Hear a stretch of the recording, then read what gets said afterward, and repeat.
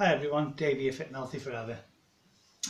Just another shameless plug on my logo polo shirts. If anyone's interested, get in touch with me. I think they're gorgeous. Okay, so today's video, it's about green tea. I've only recently started using this. Now I know people I've worked with before I finished work used to drink it all the time, and I just couldn't understand why, and I'm not sure if they understand the benefits of it. Most people understand the benefits of green tea to be purely weight loss, which it is, but it has a hell of a lot more benefits than that, which I've found out doing these research studies, and I'm quite impressed with it. So I've been using it now for 3 or 4 weeks. The main thing for me using it is the antioxidants. I don't think you can ever get enough antioxidants in your body, so a lot of these things I'm researching and putting out on video, you'll always hear me mention the antioxidants. They fight the oxidative stress or the free radicals in your body that cause diseases, cause inflammation in your body. So you can't get enough of those, and whatever's got them in, if it's cost effective for me, then I will do it. For a long time I've only drank black coffee. I've cut that in half and started having the other half as green tea now. And the flavoured green tea with the sweetener in is not that bad. So, what is it good for? First of all, good for energy, youthful skin, boosts hair growth, which probably won't do me any good right now, but for those that need it. It has anti-inflammatory properties and it has antioxidants.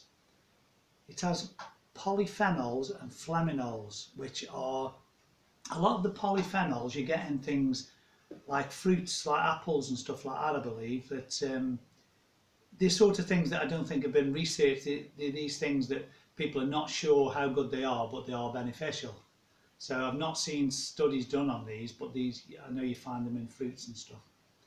It boosts the immune system and increases good cholesterol. These are the things that it's been proven to do. Now it helps to keep blood pressure low by reducing angiotensin. Now this is a substance, as I say, that helps keep your blood pressure low. Angiotensin can lead to high blood pressure, so it helps to keep it low by reducing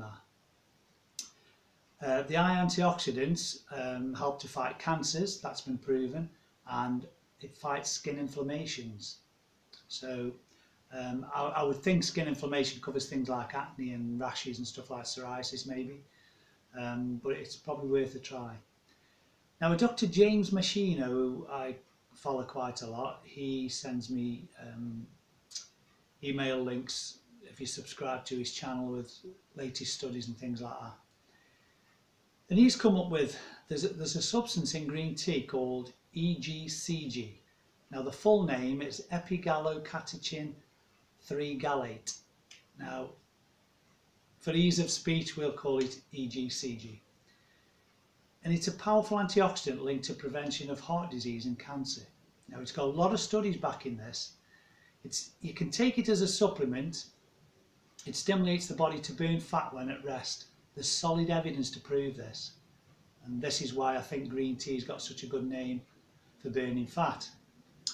Now, in a test tube study and significant animal studies, EGCG may improve cognitive function and memory. Now this would be probably good for people with Alzheimer's, which I'll just touch on in a second. It's also proven EGCG to stimulate new nerve cell growth in a part of the brain where Alzheimer's develops. It's called the hippocampus. If you look up hippocampus online, it'll tell you that it's part of the brain where your memory. What it does with the memory, in cases of Alzheimer's, the hippocampus shrinks down or atrophies in the part of the brain that processes short-term memory into long-term memory. This is why people with Alzheimer's can remember things an hour ago but not 2 days ago, because the hippocampus it's shrinking or atrophying. The muscle atrophies, it either hypertrophies or atrophies, so it either shrinks or grows. And this shrinks in Alzheimer's patients, and the short-term memory, which is then turned into long-term, isn't working properly. Animal studies show that EGCG improved memory and learning when a maze test was applied. So I'm guessing it was something along the lines of, if you put rats or mice into a maze and put them in the middle and let them find their own way out, or you put them in at the beginning, let them go round and then let them find the way out, it showed improved memory for these. So I don't know if anything's been done in humans to that extent, but if it's all down to the hippocampus, I'm sure that some studies may have been done. So they're saying that if you drink 2 to 3 cups a day of green tea for general health purposes. Now I think with that, I'm trying 3 cups a day at the minute, and I can't say that I've noticed significant differences, but it's only been about 4 weeks. I'm doing it mainly for the antioxidant side of it. If I can get fat loss out of it as well, and cognitive and memory, things like that out of it, then great. But the main purpose for me is the antioxidants, and it's not a chore. It's not costly to drink three a day. So I have to look at things cost effective, which most people do. We're all on a budget. So when I look at these things, I think, right, how much is that going to cost me to have X amount a day over a month? Is that cost effective? And this is the way you've got to look at things, because you can go on spending forever more on things that so-and-so says they work, or this doctor says they work. You've got to do your own research, look at the cost effectiveness of them, and then decide whether it's it's okay for you to do it. Now, a company called Authority Nutrition, they've come up with someone who did a review of 7 studies involving 286,000 people, and they were all green tea drinkers, and they had 18% lower risk of becoming diabetic. So how that pans out, I'm not sure, but in 286, over 250,000 people, that's not a small study, that's a significant study. In a Japanese study of over 40,000 adults, those who drank the most green tea were significantly less likely to die during the 11-year study now. So this was over 11 years, 40,000 people, adults in Japan, and they said they were less likely to die in that 11-year study than someone who didn't drink green tea. So, death from all causes, this is the same study, death from all causes was 23% lower in women, 12% lower in men. Death from heart disease was 31% lower in women, 22% lower in men. And death from stroke was 42% lower in women and 35% lower in men. This is the same study of 40,000 adults who drank green tea, drank the most green tea, and were less likely to die over the 11-year study. So that's an 11-year study, which is quite a long study. And that's what they came up with, these death causes. So none of us want to die early. So if something could potentially significantly reduce death rates, then I'm all for it. So research has shown that 2 to 4 cups a day can significantly reduce fat loss over time by speeding up your metabolism and preventing fat absorption. So if that's a byproduct of me drinking that, I'll take it. As I said, I'm doing it mainly for the antioxidants and all the properties it's got along them lines. If I get the fat burning out of it, fine. I'm doing fine without that fat burning anyway, but the bit extra wouldn't hurt.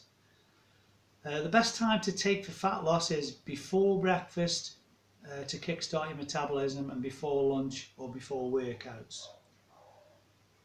Drink good quality green tea. Well, this applies with any sort of supplement that you buy or you take. Try and get the best quality you can afford. Research it, look it up.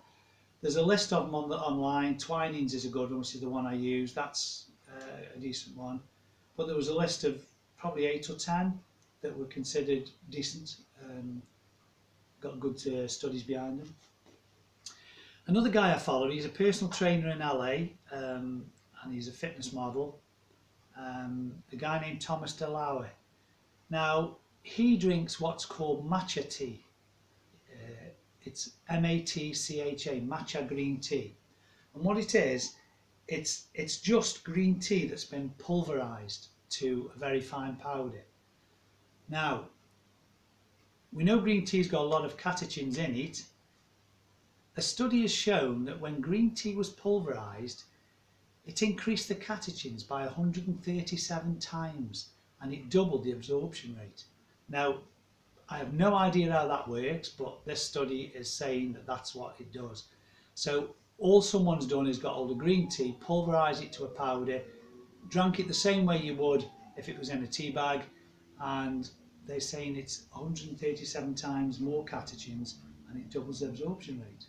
So I've not seen that for sale. I don't know if it's cost effective, not tried it, but if I see it, I'll certainly give it a try. We'll see how it goes. Catechins are what gives green tea its overall benefits.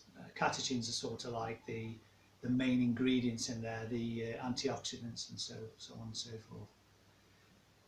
He's also suggesting he's tried using it post-workout, so after a workout to sort of help with recovery, and he finds it beneficial for that. And the other thing he said about matcha green tea is the more it's pulverised, the more benefits there are.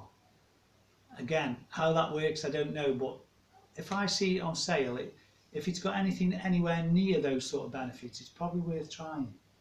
So just bear that in mind. If you can see matcha green tea, M-A-T-C-H-A, it's supposedly more beneficial than just normal green tea, and all it is normal green tea that's been pulverised.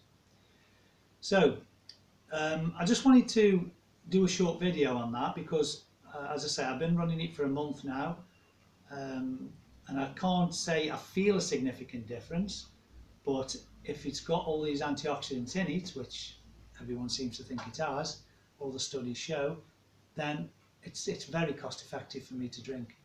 So I'm going to stick with it for the long term and see where we go.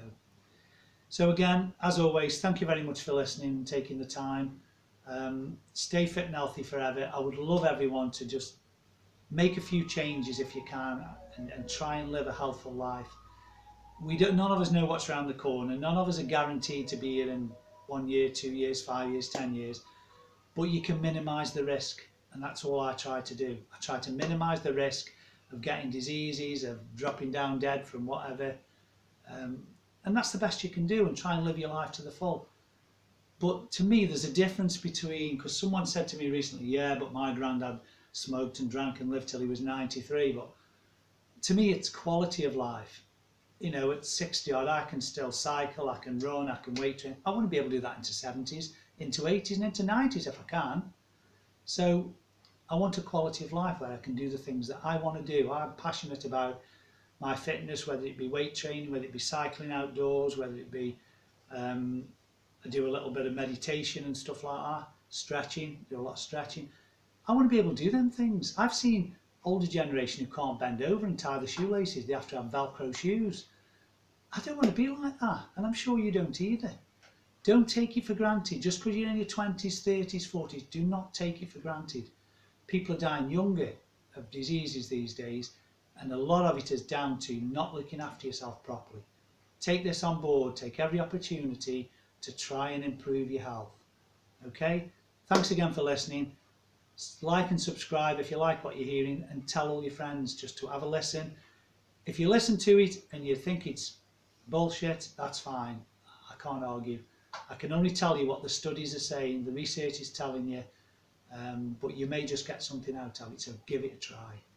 Thanks again, and I'll see you in the next video.